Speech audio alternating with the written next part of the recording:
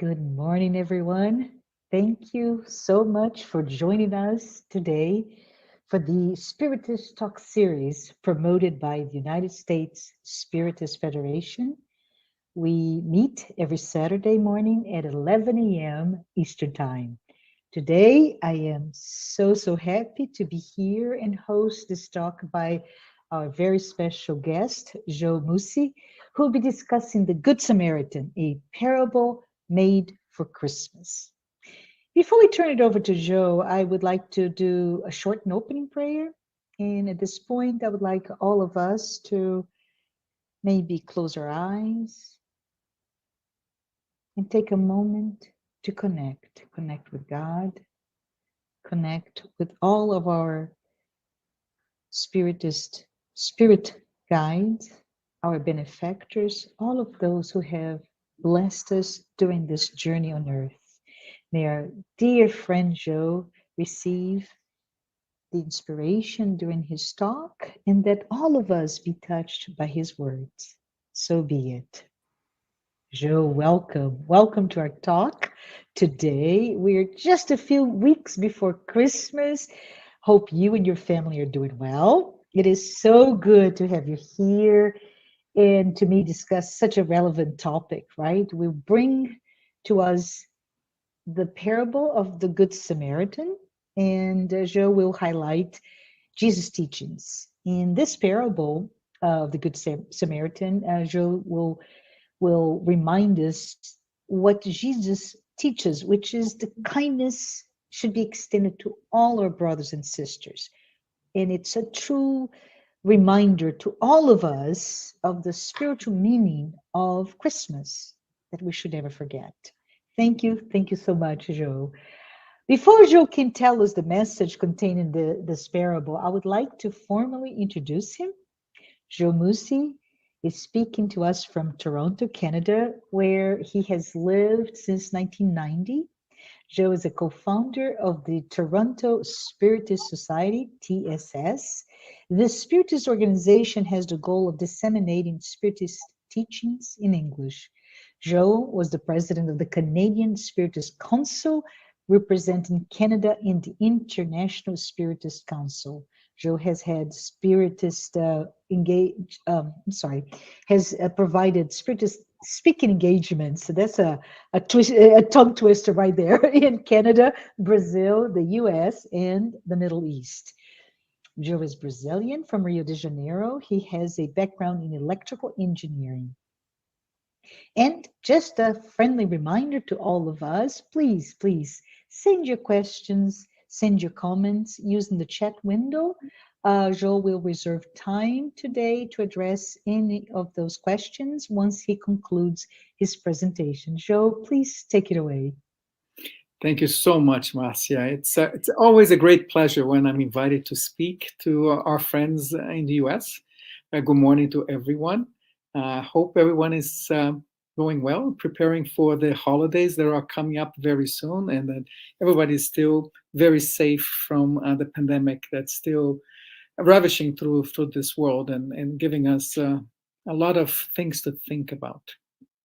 So anytime I get this invitation to speak at these lectures, I kind of have to think over what would I like to talk about, what would be interesting. And given the time of the year when Christmas is coming, I thought about talking about one of Jesus's parables, the Good Samaritan. I particularly like a lot talking about Jesus's parables because they're a combination of simple messages that are sometimes enigmatic.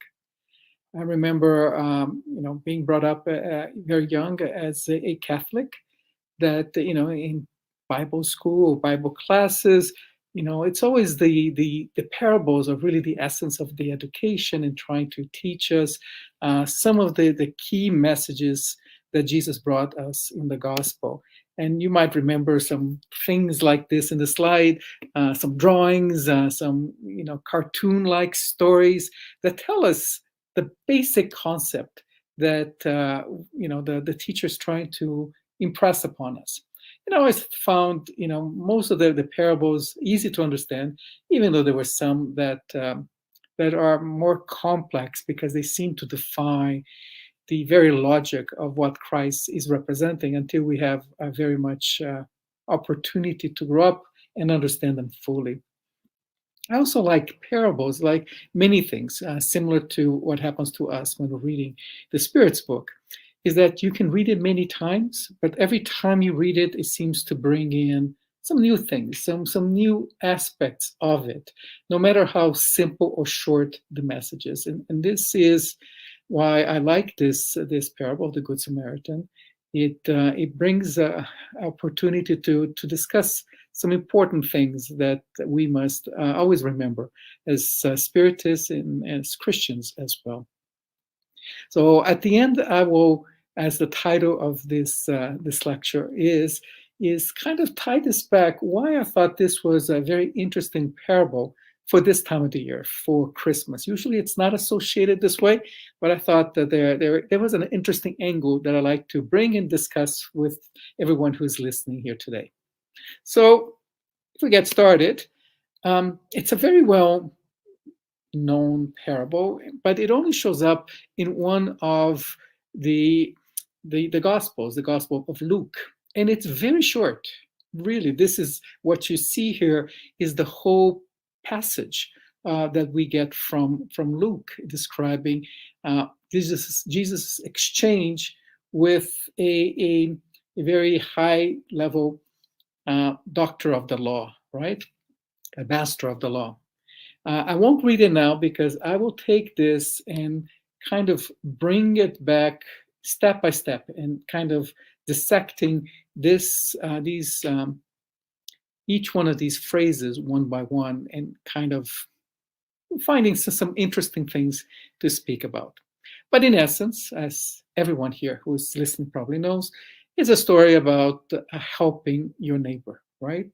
If you remember, just before this passage, Christ is exchanging some thoughts, some argumentation from this legal scholar, and he was challenging, Jesus about what is required to obviously go to heaven, to be faithful to what God wants us to do.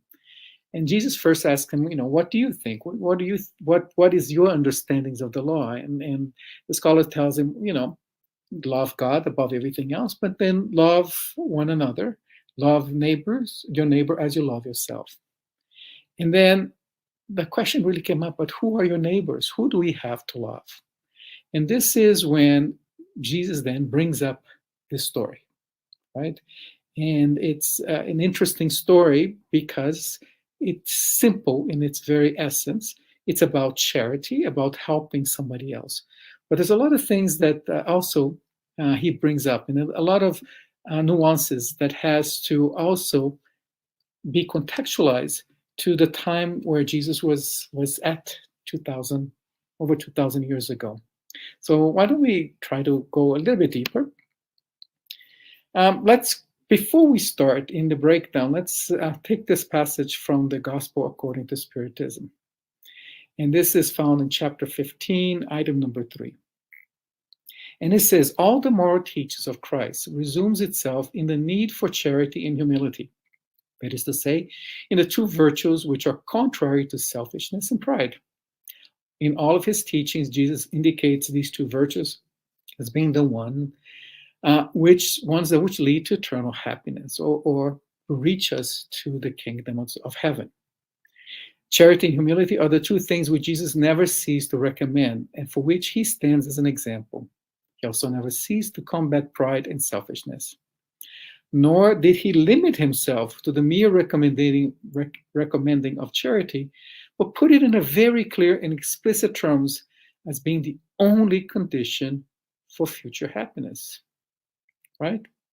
And as Kardec famously says, without charity, there is no salvation. So our salvation, our evolution, the ultimate state of pureness that we are striving, all relies us in being loving, in being providing charity and humility to help not only ourselves, but all of our neighbors, all of our families, all the people in which we will, at one point in time, interact, right?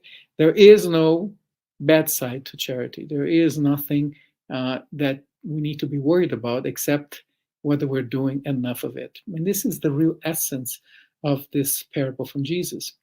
And it's a story, and it becomes a parable because he brings in a lot of things. And we're going to hear that he telling the story of this man who is going down to Jericho. Just a little bit of geographical context. Jerusalem is high in the mountains. If anyone has visited Jerusalem, it's very high in a plateau, and from there you can go down in all of these directions. But if you go east towards the Dead Sea, you will be going in the directions of Jericho, and it's a long journey. It's a few good kilometers. And so that's why in the parable it says that he was going down to Jericho. That's the geographical context, but there's also other things that you need to understand. The first interesting thing is that we're never told who the man is and why was he going down to Jericho? What was he doing? So at the time, it was often kind of assumed that Jerusalem was the highest moral place. This is the place where the temple was. This is the place where all of the important religious events happen, such as Passover. Now we call it Easter. And that it represented the highest kind of level of morality and pureness that you could find in Judea or in the region. Jericho was more of a party town. There were a lot of kind of merchants, a lot of activities taking place. So it was seen as a bit of a lower level, not only physically, but also morally. So when Jesus is using this example, he is saying that this man was going down to Jericho in a way that says that, well, we don't know exactly what he was doing, right? But he was going down in terms of possibly his morality as well.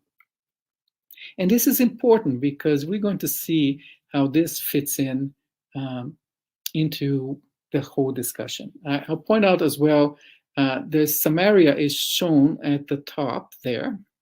And we're going to be talking about the Samaritan. I mean, these days, when we talk the word Samaritan, the word good comes automatically to our mind because it has been so ingrained that Samaritan, to be a Samaritan is to be a good person, right?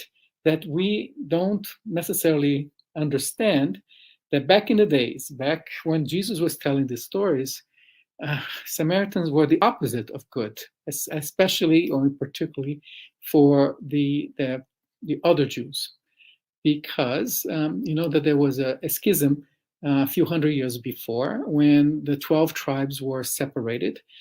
They had a kind of a big dispute and they broke apart, and they were the tribes of the north and the tribes of the south. The tribes of the north eventually get invaded by the Assyrians, and at that point, their beliefs and some of their way that they practiced the religion got mixed with some of the ones from the invading people, right, from the Assyrians. And the same happened later on with the Babylonians. So to the Jews at the time, the Samaritans were really even their enemies because they have, in the views of the Jews, kind of misguided views on what it means to be Jewish. And in that aspect, they were almost like enemies. There were a lot of disputes. There were a lot of infighting between them. And in some ways, to the Jews from Jerusalem and from Judea, they were actually, the Samaritans were even worse than the Gentiles, the non-Jews. So in the scale of everything, the Samaritans were the lowest possible kind of people that would happen. It's kind of how it is today between the Jews and the Palestinians, that kind of hatred that existed between them. So often in another passage in the Bible, we know that Jesus goes to Samaria, and this is where he finds the Samaritan woman there as well. And there's the whole passage about the water. And it was very unusual that anybody who was a Jew from Judea would stop or even go to Samaria. So put that in mind, that the Samaritan did not have the context it has today. It had exactly the opposite context. And we have this story of a man going down. A man was going down from Jerusalem to Jericho. So we don't know who the man was. We don't know why he was going to Jericho. We don't know if he was a Jew, if it was a Gentile, if he was a merchant, nothing. And Judas and Jesus makes certain that this is the way that he was going to be, because the identity of the man is not relevant to this story. He's talking about love thy neighbor. So the man represents any person, any man, any woman, any person that could be in the situation. So he's going down to Jericho, and he's robbed, right? He fell among robbers who took everything. They stripped him, beat him nearly to death, and left him there to die, or if he wasn't already there. And he was, just lying there on the road, and he was alone, right? He needed help, and this was a road that was well used. There were a lot of people who would go back and forth. This was the road between Jerusalem and Jericho. So it's not surprising that after he was robbed, that somebody else would come by. So you think, okay, so let's see what they're going to do to help them. Now, by chance, a priest was going down that road, and when he saw him, he passed by on the other side. So the first person that sees the man there basically looks at him and makes a decision that either the person is dead, or if he's not dead, he's going to be dead very soon, and I can't get my hands dirty. And that is literally what was the fact, that if a priest was to touch a cadaver, he would have to go through a purifying ceremony that was very arduous and very long. So they would avoid as much as possible, almost to the extreme, of going in and possibly touching someone who's already there. And also, he believed, he didn't know who the man was. He was already mostly half naked. He was left there. He doesn't know who the man was, where he came from. He didn't know if he was a Jew, or didn't know anything. So to him was more convenient to turn a blind eye, to just ignore him and move on. And of course, Jesus is using these examples of people who will have the chance to help this man. And by all possible argumentation, these should have been the first people to actually do that. If you're a priest, if you're leading this your community in terms of what God wants and what we need to do, you would expect him to be the first one to follow the laws. And one of the laws was to love thy neighbor. And of course, he is more worried about what people will think about him if he does go there and touches this person or helps him, than what the person really needs. So he takes upon himself this position that his role in the synagogue was more important and should not be compromised by helping a total stranger that probably was already dead anyway. The next person who comes by, so this is Chico Xavier talking about these people. So you have the priest, and we have the Levite who will come later. So in the book Our Bread, which is a fantastic book by Chico Xavier, and psychograph the thoughts of Emmanuel, they said the priest and the Levite represent the pastors of the religions, who instead of caring for the interest of the collective, they care about dogmatic interest in the cult of their churches.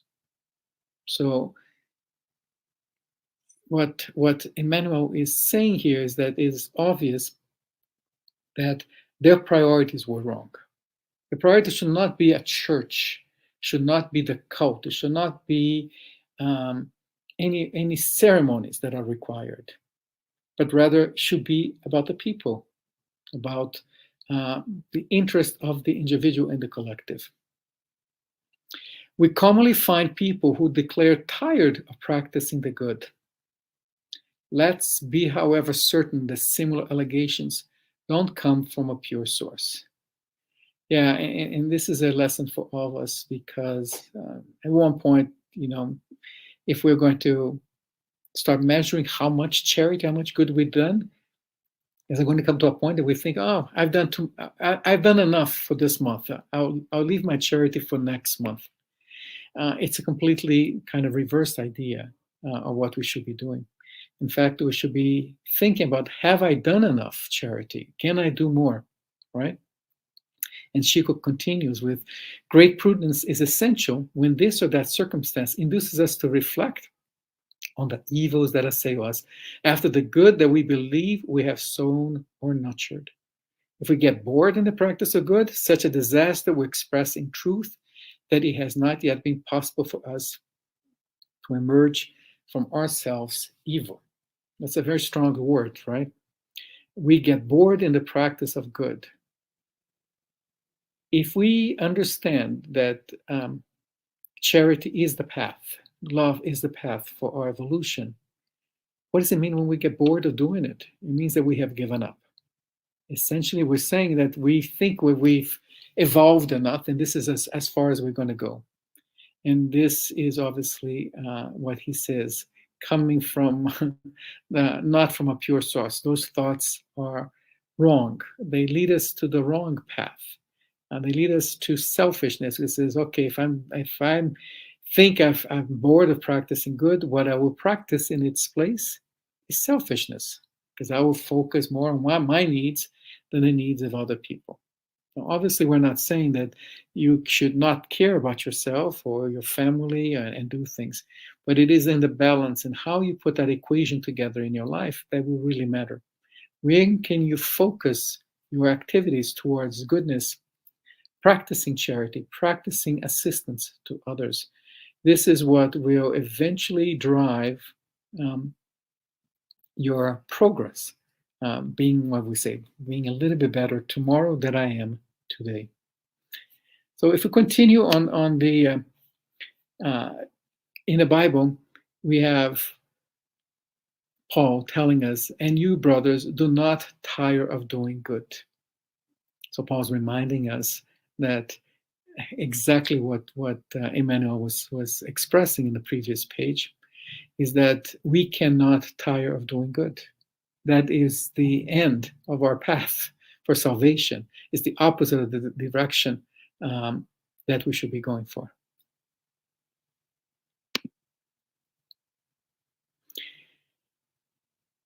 So we saw that the Levite didn't help, the priest didn't help, but eventually a Samaritan, as he journeyed, came to where he was, and when he saw him, he had compassion.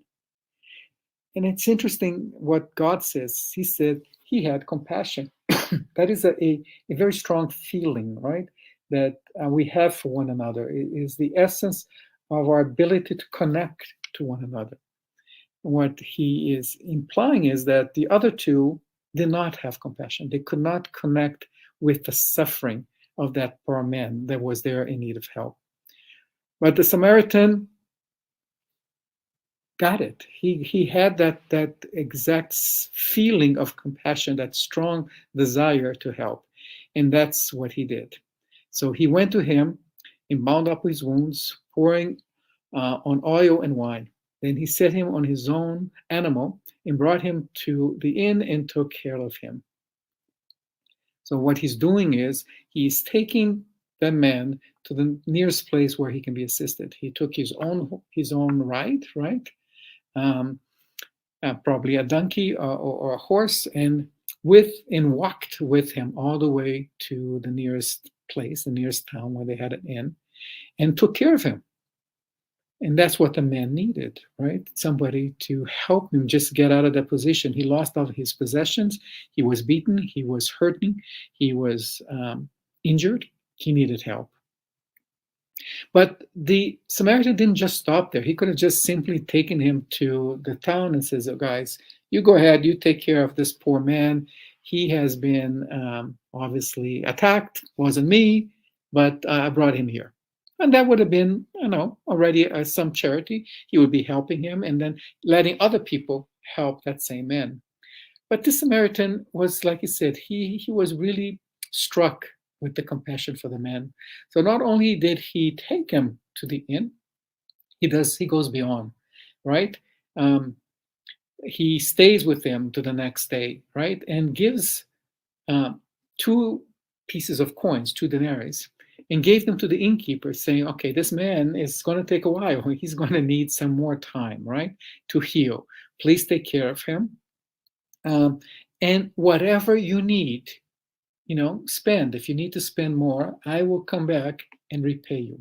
So obviously, I would assume that the innkeeper probably knows this Samaritan. He probably is not the first time he was there.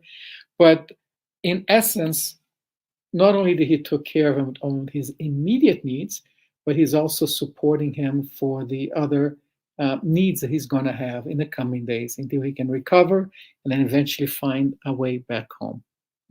So out of the 3 people who go through this, who pass by this man, we find that, at least from the view of the scholar, the legal scholar, that was the doctor of law, which they call him in the Bible, if he had told up front that there would be 3 people passing the road, the expectation of the doctor of the law is that one of the first 2 would be the ones to help him, not the Samaritan, because, as I explained before, Samaritans were deemed to be impure or not followers or not good enough in terms of being Jews. But in fact,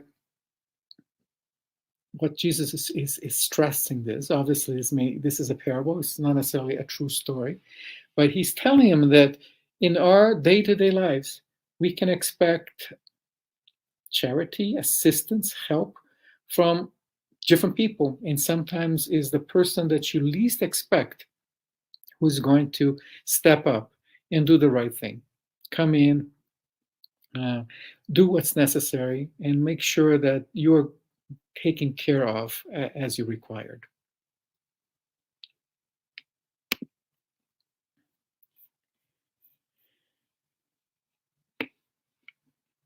At times, there are armies of creatures that teach charity. However, few people truly practice it. That is why charity, above all, asks for understanding. It is not enough to hand over possessions to the first beggar who appears at the door to signify the possession of sublime virtue. It is necessary to understand his need and to support him with love. To get rid of the afflicted, offering them the superfluous, is to get rid of the needy in an elegant way, with an absolute absence of spiritual enlightenment. Charity is much greater than almsgiving. To be charitable is to be deeply human, and those who deny understanding of others can reverse considerable fortunes in the field of social assistance, become a benefactor of the hungry, but will have to start at the first opportunity, the learning of Christian love, to be effectively useful.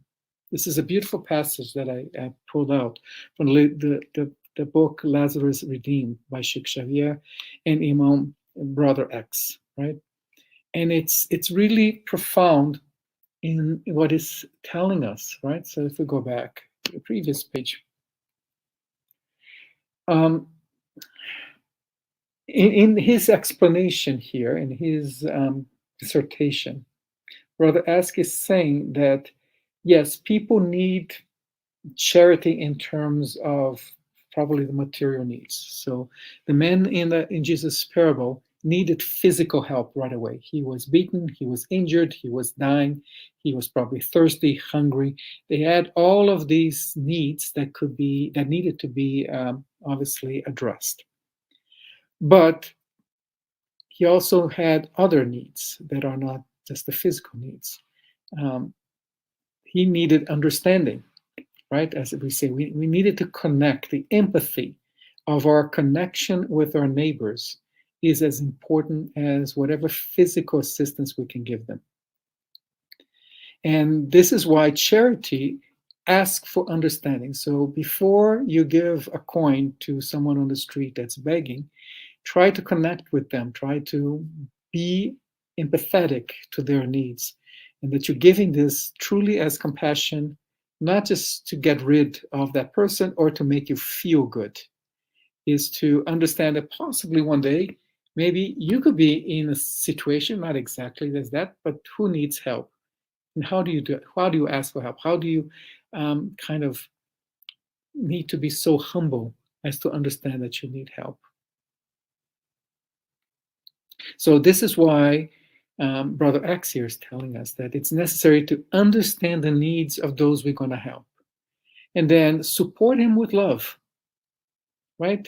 So it's not just simply to get them immediately resolved, but get yourself connected with your neighbors, understand the needs. And this is not just about charity. We talk about charity, we think this is about, someone who's begging on the streets and we're giving a charity or whatever.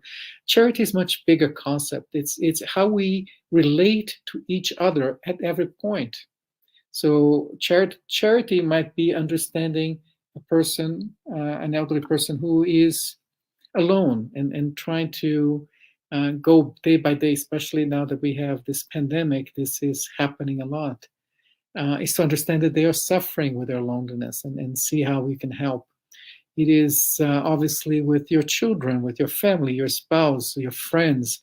The charity is to understand them before you fight them. Avoid the conflict by being charitable and understanding their needs and working with them in somehow in a way that they need to be supported. And this is why, Brother X is saying here that charity is much greater than almsgiving, just giving some coins or whatever. It is really connecting with those individuals. To be charitable is to be deeply, deeply human. I love that phrase, right? Because that is kind of the essence of the divine spark that it's in us, that makes us understand all of the divine laws. And among them is love, right? Charitable is just the act of love. And it is kind of the most fundamental aspects of us as human beings. So I promised I was going to bring this all together back to Christmas. So as we know, Christmas is a celebration of the birth of Jesus, the nativity story. And in that story, if you remember, again, one of those things that we learned from Bible school, Jesus, Mary and Joseph had to go back to Bethlehem because they were doing a census and they had to go back, even though Mary was in the later stages of her pregnancy. And they reach town and they can't find any place to stay, right? All of the inns, because everybody has had to go back and they probably left late because of her pregnancy. And they arrive and there's no place to stay. And they go door to door, all the inns are busy. And finally, someone lets them stay in a way that he could with the animals, right? And this is interesting, doing the research for this part of the lecture. I understand that there are a lot of scholars who have different opinion exactly where Mary and Joseph were. I mean, they talk about being in a stable. Some people say it was a cave. And other people say that it was common at that time that people would have houses. They would have 2 stories in the house. The top floor is where people would typically live and sleep. And the bottom part is where they kept their animals. So the other scenario is that they were allowed to stay at the lower level with the animals. not a very luxurious, but at least gave them protection. And as we know, at the end, Jesus is born and put in a manger. But interesting enough, just like we don't know who the man in the parable is, who was the man that was hurt, there's no name, no indication, nothing. It's also interesting that we don't know who was the person who helped Mary and Joseph, who gave them that little bit of charity that he could to help them stay while nobody else did, right? And imagine being that person, not knowing what great gift you gave to humanity by allowing Jesus to be born in a safe place. He probably never knew this, but ultimately it was his sense of compassion. And here's the word again that we associate very much with charity, love, compassion. He felt compassionate. He felt sorry for them. He needed to help them at that moment of need. He understood that what they needed was a safe place to stay, even not necessarily the best possible place, but it was kind of kept them away from being outside and allowed Mary to give birth. So if we reflect upon this, imagine how many acts of small charities that we do that we often don't even realize the consequences of how important it is for this the person that you're helping, and what do we mean later on for them. To us, it might be something very small, but to them, it could be something very, very important. And this is, again, a reinforcement that we shall not tire of doing charity, of helping, being good people. That's really what this man did to Mary and Joseph, which is being what we call a decent person. And maybe charity begins there, just in our decency of how we treat each other, how we talk to each other, and how we can provide assistance no matter how small they are. And you never know. Maybe what you're doing is going to be very, very important to the people in their lives. I'll tell you a personal story that we've learned. My father-in-law, who's passed away, he was a photographer. And he took a picture back in 1957 of a bus reaching Brasilia. And this photo became very emblematic of the migrants moving from other cities to help build Brasilia. And in the photo, there was a young boy, 16 years old, that was standing at the door. And we always focus on the picture. We always knew about the photo. And now recently, my wife published a book with the photos, and it became more public through social media. And through the social media, we find out that that man, that boy, 16-year-old, was given a copy of the magazine called Manchete at the time. And my father-in-law found him and gave him a picture, the magazine, and did a printout, because he saw that the young man was so happy to be in a picture. He'd never been in pictures before. He certainly never been published in a newspaper or a magazine. Well, when we were kind of doing the launch for this book, we find out his daughter comes and tells us and says, listen, your father-in-law never knew this, but this photo was one of the most important things for my father. It gave them motivation. It was something that he was so proud of it. He kept this photo for many, many years in our house. And to the extent that it was so important to him that I eventually wanted to give my father a gift. So she actually had the photo tattooed in her shoulders in the back. And we never knew these things. And we get to meet him and the daughter. And it's so emotional because he remembers that moment exactly, the moment when my father-in-law gave him just a copy, a magazine and a photo that for my father-in-law was something natural, was something that was what he thought was expected of him. And that story, that moment became emblematic to the individual and to his family for 60 years. So to close off the lecture, may you all have a wonderful holidays. And remember that no charity is too small, and never tire of doing the right things for those who are in need. I hope you have enjoyed it, and I'm open up for any questions.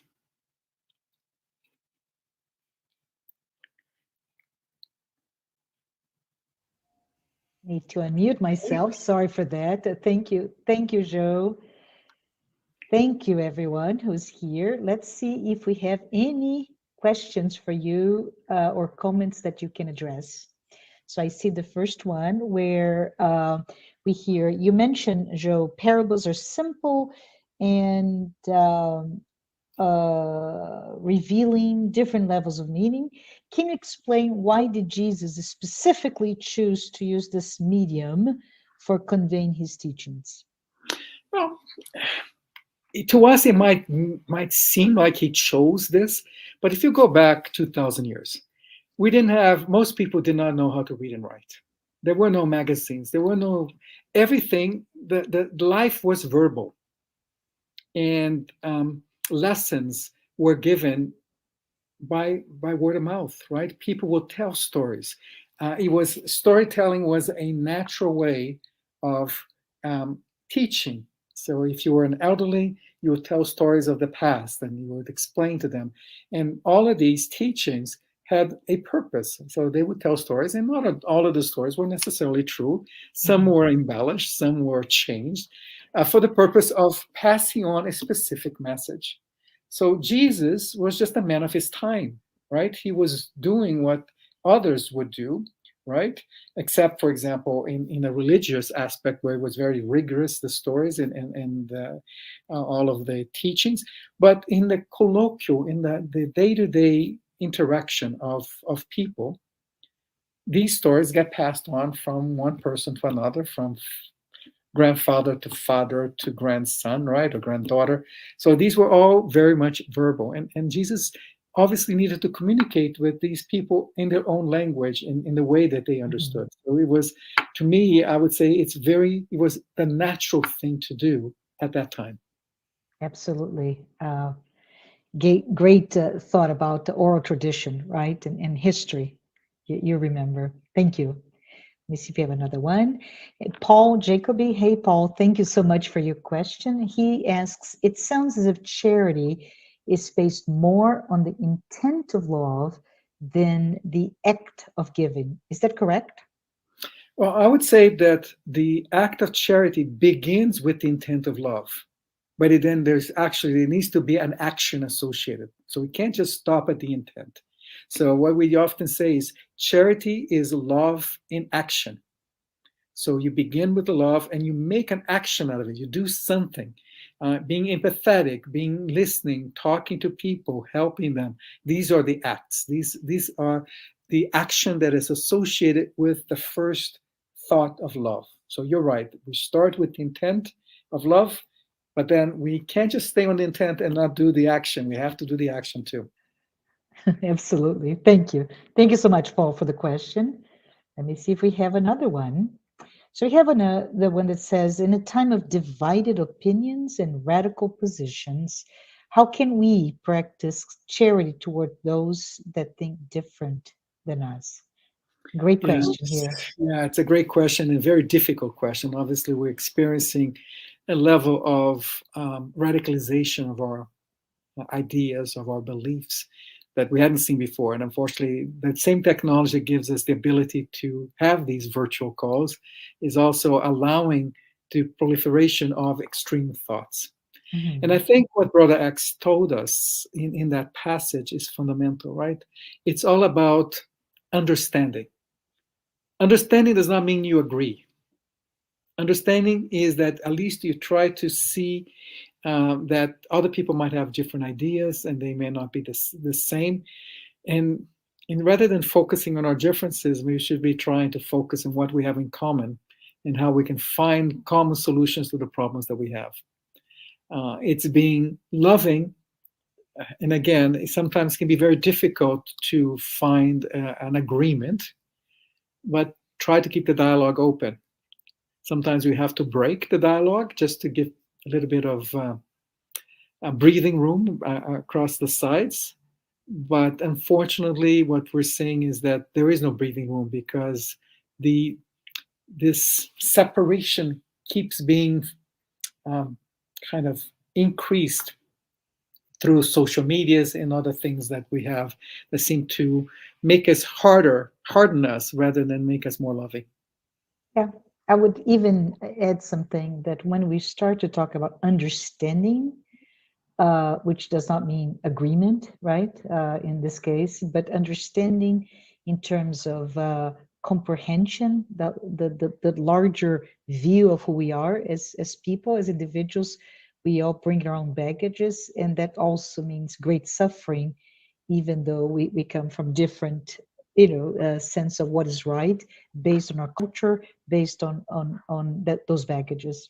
But thank you, Joe. We have another question here. If charity is the act of love and charity is to understand one's needs, what can we do to love more? How can we learn to better relate to one another? Well, I think the expectations about my ability to solve the world's problems is very high right now. Um, I would say it's not a secret. It's listen.